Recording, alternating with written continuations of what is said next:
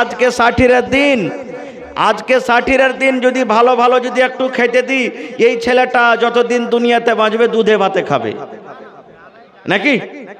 এই নিয়াতে মেয়েরা খালারা সেদিন কিন্তু এই জিনিসটা করে। রে মুসলমান, এটা করা হারাম। আমার মায়েরা খালারা শোনেন, এই কাজটা করা হারাম গে মা। আপনার ছেলের বয়স 3 দিনকার হয়ে গেল, আপনার ছেলের বয়সটা 5 দিনকার হয়ে গেল, আপনার ছেলের বয়সটা 9 দিনকার হয়ে গেল। 9 দিন হওয়ার কারণে ষাঠিরের দিন মানাবেন, ষাঠিরের দিন করবেন, ভালো ভালো তরকারি খাবেন। এটা করা হারাম, এটা করা গুনার কাজ, এটা করা হলো শিরিকের গুনাহ, এটা হলো বড় কাম, এটা হলো কাবিরা গুনাহ। আল্লাহ রাসূল বলেছেন, উম্মত, যখন মায়ের পেটে বাচ্চা জন্মগ্রহণ হয়, যখন মায়ের পেটে বাচ্চা ধরে, যেই দিন আল্লাহ রাব্বুল আলামিন আদেশে মায়ের পেটে বাচ্চা হয়, 1 দিন গেল, 2 দিন গেল, 3 দিন গেল, 41 গেল, এই করে করে 240 গেল, এই করে করে 340 হয়ে গেল। 340 যেদিন 4 মাস পূর্ণ হয়ে যায়, এই মুসলমান, যেদিন মায়ের পেটে বাচ্চার বয়স 4 মাসের হয়ে যায়, আল্লাহ রাব্বুল আলামিন ওই বাচ্চার ভিতরে রূহ দান করেন। আল্লাহ রাব্বুল আলামিন ওই মায়ের পেটে বাচ্চার ভিতরে জান দিয়ে দেয়। এবার ওই বাচ্চা যেদিন 4 মাসের বয়স, ওই মায়ের পেটে হিলাডোলা করতে শুরু করে, লড়াচড়া করতে শুরু করে। আমার মায়েরা খালারা তখন জানতে পারে, এ হালেমার মা, জায়েদার মা, বুবু দেখো রে, আমি এখন জানতে পারছি আমার পেটে বাচ্চা এসে গেছে, আমার পেটে বাচ্চার জান চলেছে, যে বাচ্চাটা হিলাডোলা করে। আমার ভাইরা মায়েরা খালারা শুনেন, এবার যখন বাচ্চার ভিতরে জান চলে এলো, 4 মাসের যেদিন বাচ্চার বয়স হয়ে গেল, আল্লাহ রাব্বুল আলামিন ফেরেশতাকে আদেশ করেন, ফেরেশতা রে, যাও ওই বগলা ডাঙ্গিতে আমার অমুক বান্দির পেটে সন্তান আছে, ওই বগলা ডাঙ্গিতে অমুক বান্দির পেটে সন্তান আছে, যেই বাচ্চার বয়স আজকে 4 মাস হয়ে গেল। 4 ফেরেশতা যা ওই বাচ্চার নসিবে, বাচ্চার ভাগ্যে 4খানা জিনিস তুমি লিখে দাও, ওই বাচ্চার নসিবে 4খানা তুমি লিখে দাও।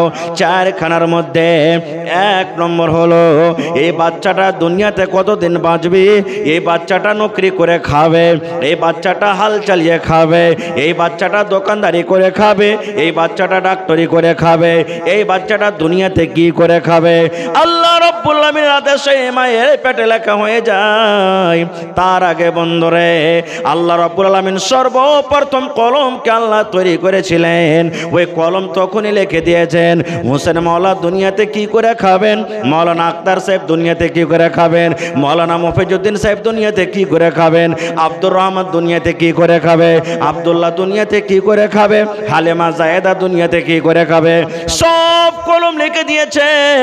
এবার ওই জিনিসটাকে আল্লাহ রাব্বুল আলামিন মায়ের পেটে দ্বিতীয়বার ট্রান্সফার করে দেন। তাহলে ওই মাকে বলবো, ওই খালাকে বলবো, ওই দাদিকে বলবো, ওই ভাইকে বলবো, ভাই যদি ওই আমার মা, ওই আমার খালা, ওই আমার দাদি, কিংবা আপনাদের মধ্যে যাদের মধ্যে দিন থাকে, শরীয়ত থাকে, যদি পড়ালেখা হতো, তাহলে জীবনে কোনোদিন 60-এর দিন মানতক না, জীবনে কোনোদিন 60-এর দিন ভালো ভালো তরকারি করতক না, জীবনে কোনোদিন 60-এর দিনটাকে একটা খুশির দিন মনে করতক না। নারে তাকবীর। তাহলে 60-এর দিন মারা, এগুলো যে আমরা মানছি, এগুলো না জানার কারণে। তাহলে আমাদের মধ্যে, আমাদের বাড়িতে ইলমের দরকার আছে না নেই? আছে না নেই? আজকে মাদ্রাসা করেছেন, আপনার আমার ছেলে মেয়েরা পড়িতে যাবে। এবার বলবেন, হাজি মৌলানা আমরা তো বড় হয়ে গেছি, এবার আমরা কি শিখবো, কেমন করে শিখবো?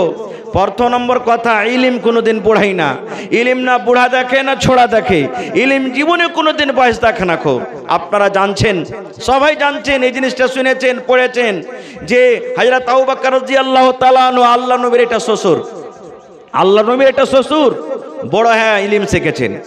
হযরত ওমর রাদিয়াল্লাহু তাআলা আনহু এটা আল্লাহ নবীর একজন শ্বশুর, ইসলামের দ্বিতীয় খলিফা, বড় হ্যাঁ ইলিম শিখেছেন। একটা বুখারীতে লম্বা হাদিস আছে, হযরত ওমর রাদিয়াল্লাহু তাআলা আনহুর একটা আনসারী সাহাবী বাড়ি বানিয়েছেন। হযরত ওমর ফারুক আর একজন আনসারী সাহাবী বাড়ি বানাইলেন, দু বন্ধুতে রাইতে গল্প করছে, রে আনসারী ভাই উমর ফারুক আনসারী সাহাবীকে বলছেন, এরে আমার মদিনার আনসারী ভাই, তুমিও গরিব মানুষ, আমিও গরিব মানুষ, আমরা যদি খাটতে চলে যাই দুইজন, তাহলে নবীর দরবারে কে থাকবে? কেমন করে আমরা ইলম শিখব? আর যদি আমরা দুজনে যদি ইলম শেখে আমরা খাটতে যদি না যেতে পাই, আমাদের হাঁড়ি চুলা চলবে না রে, ছেলে মেয়েরা না খেয়ে থাকবে। হায়রা তোমার রাদিয়াল্লাহু তাআলা আনহু ওই সাহাবীকে বলছেন, ভাই রে, একদিন তুমি ইলম শিখতে যাবে, নবীর দরবারে থাকবে, একদিন আমি মাঠে কামে চলে যাব, সারাদিন কাম কাজ করার পর যা মজুরি পাবো, যা আমি টাকা পাবো, অর্ধেক আমার বাড়িতে আমার ছেলে মেয়ের জন্য রাখবো, আর অর্ধেক মজুরি তোমাকে আমি দিয়ে দেবো তোমার ছেলে মেয়ের জন্য।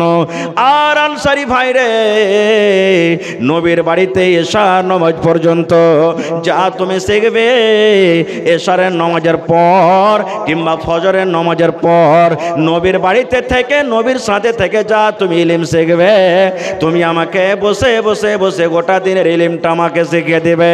এই আনসারী সাহাবী, তারপরের দিন তুমি মাঠে কামে কাজে চলে যাবে, আমি নবীর কাছে থাকবো, আমি সারাদিন যা কিছু নবীর কাছে শিখবো তোমাকে আমি সন্ধ্যাবেলাতে শুনিয়ে দিব, শিখিয়ে দিব, আর তুমি মজুরি করে যা পাবে ভাই রে, তোমার ছেলে মেয়ের জন্য তুমি অর্ধেকটা বাড়িতে রাখবে, আর অর্ধেকটা মজুরি তুমি আমার ছেলে মেয়ের জন্য দেবে। নারে তাকবীর! তাহলে বাড়ি করে করে সাহাবায়ে কেরাম ইলম শিখেছেন। আর আজকে যতটি লোক এখানে আমরা বসে আছি, যদি আমি একটু জিজ্ঞাসা করে দিই, এই দাদু নানা, উজু করা দোয়াটা কি বলেন তো? সবাই বলতে পারবো? বলতে পারবো? পারবো জি ভাই? পারবো না আমরা যতটি লোক এখানে বসে আছি, বলি দাদু হে, গ্রামে তো জানাজা হয়ে গেছে, মাইয়াত হয়ে গেছে, জানাজা পড়তে তো দাঁড়িয়ে গেছেন ভাই, একটু দয়া করে জানাজা দোয়াটা তো বলেন। বলতে পারবো? পারবো জি ভাই, বলেন পারবো? সবাই পারবো না খো। এখানে যতটি লোক আছেন, হাজার হাজার মানুষ আছেন, আমি যদি বলি ভাই আপনার 5টা ছেলে হয়ে গেছে, ওর 3টে ছেলে হয়ে গেছে, ওর 10 বছর হয়ে গেল, ওর 50 বছর হয়ে গেল, বিবির কাছে যেতে গেলে একটা দোয়া পড়তে হবে, একটু দয়া করে দোয়াটা কি বলেন তো? কয়টা লোক পারবো? কয়টা লোক পারবো?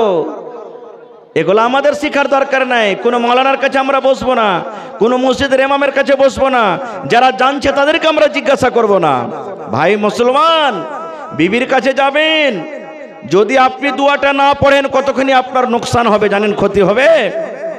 আল্লাহ রাসূল বলেছেন, এরে আমার উম্মত, যখন তুমি বিবির সাথে মিলন করবে, বিবির সাথে যখন তুমি সহবাস করতে যাবে, সহবাস করার আগে আল্লাহ রাসূল বলেছেন, ও পুরুষের দল তোমরা শুনে নাও, একটা তোমাকে দোয়া পড়তে হবে, একটা তোমাকে দোয়া পড়তে হবে, সহবাস করার আগে আগে তোমাকে একটা দোয়া পড়তে হবে রে উম্মত। ওই দোয়াটা যতক্ষণ পর্যন্ত না তুমি পড়বে, অতক্ষণ পর্যন্ত তোমার স্ত্রীর সাথে তুমি মিলন করিও না। এবারে বলবেন মাওলানা দোয়াটা হলো কি? দোয়াটা হলো এই, আল্লাহ রাসূল বলেছেন, বিসমিল্লাহি আল্লাহুম্মা জান্নিবিনা শাইতান ওয়া জান্নিবিশ শাইতানা মা রাযাকতানা। বিসমিল্লাহি আল্লাহুম্মা জান্নিবিনা শাইতান ওয়া জান্নিবিশ শাইতানা মা রাযাকতানা। এই দোয়াটা পড়ে বিবির কাছে আপনাকে যেতে হবে। এবার যদি বলেন মাওলানা দোয়াটা তো আমি জানি না, আমার 10টা ছেলে হয়ে গেল, আমার 5টা ছেলে হয়ে গেল, আমার 40 বছর বয়স হয়ে গেল, মাওলানা জীবনে কোনোদিন দোয়া পড়ে নেবি না, দোয়াতে বিবির কাছে চলে গেছি। এরে মুসলমান, ওলামায়ে কেরাম স্টেজে বসে আছেন, জিজ্ঞাসা করবেন, এটা আমার কথা নয়, আল্লাহর নবী 1400 বছর আগে এলান করে দিয়েছেন।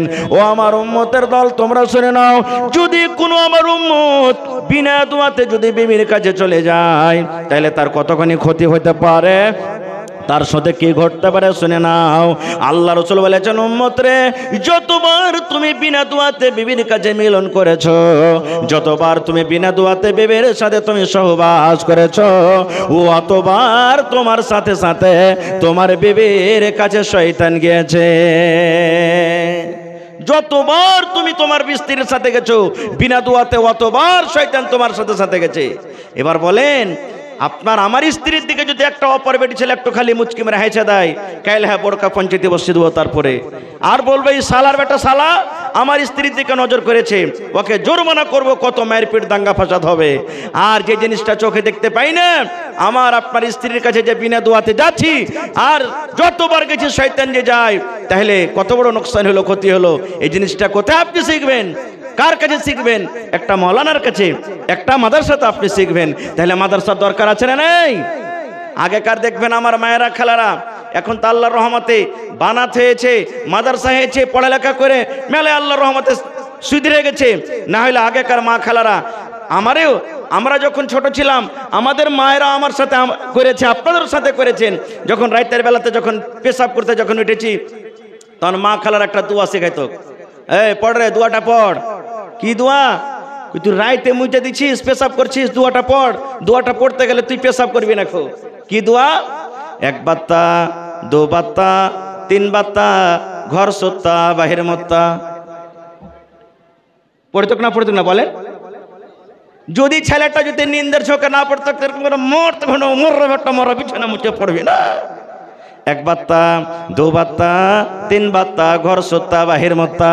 এটা হাদিসের কথা রে, সুবহানাল্লাহ। ওই মা যদি পড়ালেখা থাকতো, ওই মা যদি আল্লাহর কোরআন পড়তো, নবীর হাদিস পড়তো, ওই মা যদি মাদ্রাসাতে পড়ালেখা করতো, তাহলে ওই মা জীবনে বেটাকে এক বাত্তা দু বাত্তা শেখাতো না। ওই মা বেটাকে বলতো, বেটা রে, আল্লাহর নবীর হাদিস আছে রে বেটা, যখন তুমি পেশাব পায়খানাতে বসবে, পেশাব পায়খানাতে যাবে রে তখন তোমাকে এই দোয়া পড়িতে হবে, বিসমিল্লাহি আল্লাহুম্মা ইন্নী আউযু বিকা মিনাল খুবুসি ওয়াল খাবাইস। এই দোয়া ওই মা শিখাতেন। আরে ভাই, ইলমের কতখানি মর্যাদা পাওয়ার জানেন? মানুষ তো মানুষ, সুবহানাল্লাহ। শয়তানও খুব বড় আলিম ছিল। বলবেন কেমন করে যে মাওলানা? বাস আমি ওয়াজ করব না আজ আপনাদের সামনে, আল্লাহ বাচ্চা রাখে ইনশাআল্লাহ বিষয় নিয়ে বলবো। একটা হাদিস আর বলে দিই আপনার সামনে। আল্লাহ নবীর জামানাতে বাইতুল মাল জমা হইতো। বাইতুল মাল বুঝেন? বাইতুল মাল সরকারি মাল, যেমন জাকাতের মাল হলো, যাও হলো, কিশমিশ হলো, খাজর হলো, এগুলা বাইতুল মাল সরকারি মাল জমা হইতো। আজ থেকে 10 বছর 15 বছর আগে মাঠে যদি ধান কেটে যদি আপনারা ফেলে রেখেছেন তো জোগাতে হইতো নাকি? জোগালছেন না জোগাননি বলে? এখন তো আল্লাহর রহমতে চোর কমে গেছে নাকি? হ্যাঁ, তো বাইতুল মাল জমা হয়ে গেছে। বুখারী শরীফের হাদিস। আল্লাহ রাসূল আপনারা যেমন বসে আছেন, সাহাবীরা কে বলছেন, হ্যাঁ গো, এই বাইতুল মালের পহরাদারি কে করবে তোমাদের মধ্যে আজ রাত্রে বলো তো? তা আবু হুরায়রা রাদিয়াল্লাহু তাআলা আনহু একজন সাহাবী, ওর নাম আসলে হল আব্দুর রহমান, কিন্তু হাদিসের পাতাতে আবু হুরায়রা। আবু হুরায়রা কেন হলো ইনশাআল্লাহ কোনোদিন বলবো। তা আবু হুরায়রা সাহাবী বলছেন, হুজুর আমি মালের পহরাদারি করব। বলে ঠিক আছে থাকো। মালের কাছে আছেন, মাল জোগাইছেন রাতের বেলাতে। এই জোগাইতে জোগাইতে একটা চোর রাইতে মাল চুরি করতে এসে আর বোরাতে খাজুর কিশমিশ যা ছিল ভরতে শুরু করেছে। এবার এই সাহাবী আবু হুরায়রা মাল জোগাইছেন, যার করে গপ করে হাত কান দিলে, যাই, আরে আমি মাল জোগাচ্ছি, তোর এত বড় সাহস যা আমার চোখের সামনে তুই মাল চুরি করছিস? তখন চোরটা কানতে লাগলো আর খুব একবারে কোকতে মিনতি করতে লাগলো, ভাই বাড়িতে ছোট ছোট বাচ্চা সব ছেলেরা ভোকের জ্বালাতে কাঁদছে, সহ্য না করতে পারে ভাই, চুরি করতে এসি, আর আসবো না ভাই, ছেড়ে দাও। তখন হযরত আবু হুরায়রা রাদিয়াল্লাহু তাআলা আনহু আল্লাহ রাসূলের সাহাবী বলছেন, আসবে না তো? না তো না। বলে ঠিক আছে, ওয়াদা করলে আসিও না, তোমাকে আজ ছেড়ে দিলাম। কই না না, আসবো না, ছেড়ে দাও। ছেড়ে দিলেন। ভোর হইল, ফজর নামাজ পড়ে আল্লাহ রাসূল বলছেন, আবু হুরায়রা রাইতে তোমার সাথে কি ঘটেছে? মানে আল্লাহ তাআলা ওকে জানিয়ে দিয়েছেন নবীকে ফেরেশতা দ্বারা, জিবরিল আমিন তাকে ওহী করে দিয়েছেন। বলছেন, হুজুর চোর এসেছিল একটা চুরি করতে, আর ও আমার সাথে ওয়াদা করেছে যে আর আসবো না চুরি করতে। আল্লাহ রাসূল বলছেন, আবু হুরায়রা আল্লাহর কসম করে বলি, ওই চোর আজ রাত্রে চুরি করতে আসবে। কি বলছেন? আজ রাত্রে চুরি করতে আসবে। তখন হযরত আবু হুরায়রা বলছেন, হুজুর ও তো আমার সাথে ওয়াদা করেছে আসবো না। বলছে, আর আমি নবী, আমি না বলছি যে আসবে? তা আসবে। নবীর কথার পরে বিশ্বাস সাহাবায়ে কেরাম কতখানি করতে, অন্য অন্য হাদিস দ্বারা বুঝতে পারবেন, আমি ওদিকে যাব না। এবার হযরত আবু হুরায়রা রাদিয়াল্লাহু তাআলা আনহু বসে আছেন, ঠিক কিছুক্ষণ রাত হয়েছে, আবার চোর চুরি করতে চলেছে, আবার পড়ার ভিতরে মাল ভরতে শুরু করেছে, টোনাতে বাঁধতে শুরু করেছে, হাত কান ধরে লেচেলে বলছে, এই তুমি যে গত রাত্রে বলেছো আর মাল চুরি করতে আসবো না, আর তুমি আজ রাত্রে চুরি করতে এসেছো, ব্যাপারটা কি? তোমার কত বড় সাহস? সেই দিনে কিন্তু খুব একবারে জোড়াতে মিনতি করতে লাগলো, ভাই আমার ছেলে মেয়েরা না খেয়ে আছে, সহ্য না করতে পারছি ভাই, তখন মাল চুরি করতে এসেছি ভাই, হে আর আসবো না, ছেড়ে দে। আসবি না তো? না তো না, সেই জন্য ছেড়ে দিলেন। আবার নবী সকালবেলাতে বলছেন, আবু হুরায়রা চোর আসেনি? বলছে হুজুর চোর তো এসেছিল, কিন্তু তার ময়ে দেখে তাকে ছেড়ে দিয়েছি। এবার নবী যে বললেন, ওরে আমার সাহাবে, যে চোর দূরাত থেকে মাল চুরি করতে আসে, আজকে তোমার মাল চুরি করতে আসবে রে, আজকে আসবে। তুমি আজকে মালের ভালো করে পহরাদারি করিও, সে চোর আজ রাত্র তোমার মাল চুরি করতে আসবে।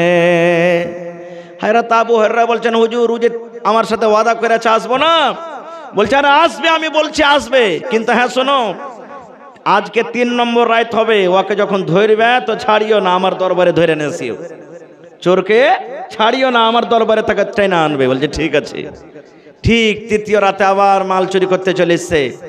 হযরত আবু হুরায়রা রাদিয়াল্লাহু তাআলা আনহু সেদিন কিন্তু তাকে ধরে নিয়েছেন। বলছেন, খব্বিস তুমি 3 রাত থেকে আমাকে ফাঁকি দিছো, আজকে তোমাকে ছাড়বো না, নবীর দরবারে তোমাকে ধরে নিয়ে যাব, আজ তোমাকে ছাড়া হবে না। খো এবার দেখেন চোর কত হুঁশিয়ার বুদ্ধি আর কতখানি পড়ালেখা। এবার চোর বলছেন, ও আল্লাহর নবীর সাহাবী শুনে নাও, তুমি আমাকে নবীর দরবারে ধরে নিয়ে যাবে, আমি চোর মাল চুরি করতে এসেছি, নবী আমার হাত কেটে নেবেন, আমার হাত কাটা পড়ে যাবে।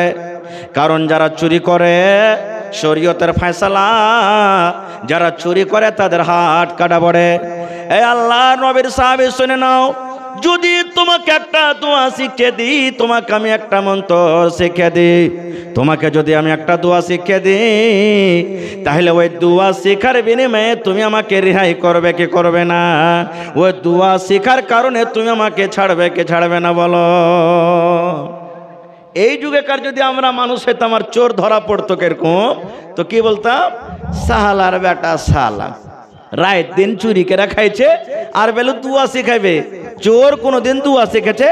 কত তুই দুয়া শিখার বেটা, দুয়া শিখা হয়ে গেছিস? একবার আইসটা ছেড়ে করে বলতাম। কিন্তু ওরে সুবহানাল্লাহ, সেই আবু হুরায়রা রাদিয়াল্লাহু তাআলা বলছেন, হ্যাঁ আল্লাহর বান্দা, তোমাকে আমি ছেড়ে দেব। কি তোমার মন্ত্র আছে, দোয়া আছে, তুমি আমাকে শিখিয়ে দাও। এবার আউযু বিল্লাহি মিনাশ শাইতানির রাজিম, বিসমিল্লাহির রহমানির রহিম, আল্লাহু লা ইলাহা ইল্লাহু আল হাইয়ুল কাইয়ুম লা তাখুযুহু সিনাতুন ওয়ালা নাওম। এ করে করে করে করে গোটা শিখে দিলেন। বলেন তো এটার নাম কি? জোরে বলেন, এটার নাম কি? একটু সবাই বলেন, এটার নাম কি? আয়াতুল কুরসি। গোটা আয়াতুল কুরসি শিখিয়ে দিলেন। সে সাহাবী শিখে নিলেন। বলছে যা রে ভাই যা, তোকে ছেড়ে দেন।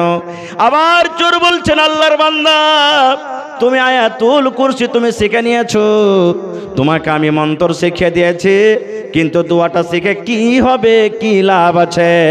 এই দোয়াটার ফজিলত কি? এই দোয়াটা শিখে কি লাভ আছে তুমি কি আমাকে জিজ্ঞাসা করবে না?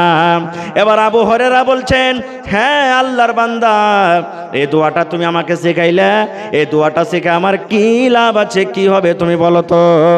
এবারে ওই চোর বলছেন, এই আল্লাহর বান্দা, এশারের নামাজের পর, এশারের নামাজ পড়ে যখন তুমি বিছানাতে তুমি ঘুমাতে যাবে, বিছানে পা দেওয়া পর বিছানে বসে বসে ঘুম আসার আগে আগে, চোখ বন্ধ করার আগে আগে তুমি যদি আউযু বিল্লাহ বিসমিল্লাহ বলে একবার তুমি আয়াতুল কুরসি পড়ে নাও, তবে আল্লাহ রাব্বুল আমিনের পক্ষ থেকে তোমার বাড়িতে আল্লাহ একটা ফেরেশতা দিয়ে দিবেন, একটা আল্লাহ রাব্বুল আমিন তোমার বাড়িতে একটা গার্ড দান করবেন। সেই ফেরেশতা এসে সারা রাত তোমার বাড়িতে পহরাদারি করবে, তোমার মুরগি জগাবে, তোমার গাড়ি জগাবে, তোমার ছাগল জগাবে, তোমার ধান জগাবে, তোমার বাড়ি জগাবে, তোমার মাকই জগাবে, গোটা রাত তোমার বাড়িতে পহরাদারি করবে। ফজর পর্যন্ত কোনো চোর তোমার বাড়িতে চুরি করতে পারবে না। কে শিখালেন এটা? এটা কে শিখালেন? শয়তান। কে শিখালেন? চোর একটা শিখালেন। সুবহানাল্লাহ, মাল চুরি করতে এসে এবার হযরত আবু হুরায়রা রাদিয়াল্লাহু তাআলা আনহু শিকার পরে বলছেন, যা ভাই যা, তুই এত দামি দোয়া শিখিয়ে দিলি আমাকে, যা তুই বাড়ি চলে যা। চলে গেলেন। ভোর হয়েছে, আল্লাহ রাসূল বলছেন, আবু হুরায়রা চোর চুরি করতে আসেনি? বলছে, হুজুর চোর তো এসেছিল চুরি করতে। তো রাসূল বলছেন যে তোমাকে যে বলেছিলাম ধরে নিয়ে আসতে, কই? বলছে, হুজুর একটা আমাকে দোয়া শেখালছে, তো আমি ওকে ছেড়ে দিয়েছি তার বদলাতে। বলছে, কি দোয়া? এবার আবু হুরায়রা বললেন, আল্লাহ রাসূল গো, ওই চোরকে ধরে আপনার দরবারে নিয়ে আসছিলাম। এবার চোর আমাকে বলতে লাগলো, ও আবু হুরায়রা, যদি তোমাকে আমি একটা মন্ত্র একটা দোয়া শিখিয়ে দিয়ে বলো তুমি আমাকে ছাড়বে কিনা? এবার আমাকে এই দোয়াটা শেখালছেন, আল্লাহু লা ইলাহা ইল্লাহু আল হাইয়ুল কাইয়ুম লা তাখুযুহু সিনাতুন ওয়ালা নাওম। এই করে করে করে করে করে করে গোটা আয়াতুল কুরসি শুনিয়ে দিলেন। এবার রাসূল বলছেন, আবু হুরায়রা তারপর ওই চোর কি বলেছে? এবারে আবু হুরায়রা বলছেন, নবী গো, ওই চোর এই কথাটা বলেছেন, ও আল্লাহর বান্দা, যখন তুমি এশারের নামাজের পর বিছানায় যখন তুমি ঘুমাতে যাবে, বিছানায় ঘুমার আগে আগে চোখটা তোমার বন্ধ হওয়ার আগে আগে তুমি যদি একবার আউযু বিল্লাহ বিসমিল্লাহ বলে এই আয়াতুল কুরসি তুমি পড়িতে পারো, আল্লাহ রাব্বুল আলামিনের পক্ষ থেকে তোমার বাড়িতে আল্লাহ একটা ফেরেশতা দান করবেন, একটা পহরাদার আসবেন। ওই ফেরেশতা এসে গোটা রাত তোমার বাড়িতে পহরাদারি করবে, তোমার গরু জগাবে, তোমার উট জগাবে, তোমার ঘোড়া জগাবে, তোমার ছাগল জগাবে, তোমার মুরগি জগাবে, গোটা রাত তোমার বাড়িতে পহরাদারি করবে। কোন চোর তোমার বাড়িতে চুরি করতে পারবে না। এবার রাসূল বলছেন, শয়তান ঠিকই বলেছে। রাসূল কি বলছেন? ওই চোর ঠিকই বলেছেন, চোর যেটা কথা বলেছে সব ঠিকই বলেছেন। নবী সাহেব ওটাকে তাসদিক করে নিলেন। এবারে রাসূল বলছেন, আবু হুরায়রা 3 রাত থেকে যে তোমার কাছে মাল চুরি করতে আসে, ওইটাকে তুমি চিনো কে? ওইটা তো হযরত আবু হুরায়রা বলছেন, হুজুর ওইটা কে? একটা চোর, মাল চুরি করতে আসে, এটা একটা চোর। যখন কথাটা বলা, আল্লাহ রাসূল বললেন, না রে খেপানা, ওইটা চোর নয়, জাকা শয়তান, ওইটা শয়তান রে, ওইটা শয়তান। 3 দিন থেকে মানুষের রূপে তোমার কাছে আছে, 3 দিন থেকে মাল চুরি করতে আছে, ওইটা চোর নয় রে, ওইটা হলো শয়তান। এবার হযরত আবু হুরায়রা বলছেন, নবীজি শয়তান এত দামি কথা জানে, শয়তান এত ভালো কথা জানে, শয়তানের কাছে এত ইলম আছে, এতখানি পড়ালেখা, এত দামি জিনিস বলে গেলেন। এবার রাসূল বলেন, হ্যাঁ শয়তান ভালো কথা জানে, কিন্তু শয়তান ভালো কথা মানে না। শয়তান কোরআনকে জানে, কিন্তু শয়তান কোরআনের কথা মানে না। শয়তান আল্লাহকে জানে, কিন্তু শয়তান আল্লাহর কথা মানে না। আপনি ভালো কথা জানেন, আপনি ভালো কথা মানেন, আপনি আল্লাহকে জানেন, আপনি আল্লাহর কথা মানেন, আপনি কোরআনকে জানেন, আপনি কোরআনের কথা মানেন। আপনি জানেন এবং মানেন বলে ইমানদার। আর শয়তান ভালো কথা জানে কিন্তু মানে না, এই জন্য শয়তানের নাম হয়ে গেল বেঈমান। নারে তাকবীর! হয়নি, হবে না, হতে পারে না, আমার নবীর সাথে কারো তুলনা। হয়নি, হবে না, হতে পারে না, আমার নবীর সাথে কারো তুলনা। হায়রে তুলনা তো দূরের কথা, ছায়াও মিলে না। হয়নি, হবে না, হতে পারে না, আমার নবীর সাথে কারো তুলনা। সকল নবী রাসূল ছিলেন খোদার দিবানা, দো নয়নে দেখব খোদা ছিল তামান্না। সকল নবী রাসূল ছিলেন খোদার দিবানা, দো নয়নে দেখব খোদা ছিল তামান্না। আর মোর নবীকে ডেকে নিলেন, আর মোর নবীকে ডেকে নিলেন, দেখবে রব্বানা। হয়নি, হবে না, হতে পারে না, আমার নবীর সাথে কারো তুলনা। তো ভাই আমার, আল্লাহ বাচ্চা রাখে, ইনশাল্লাহ কোনোদিন ওয়াজ করবো এই বিষয় নিয়ে। তবে আজকে 1 টাকা দেবেন তো আপনার কাছ থেকে 1 টাকা নিব।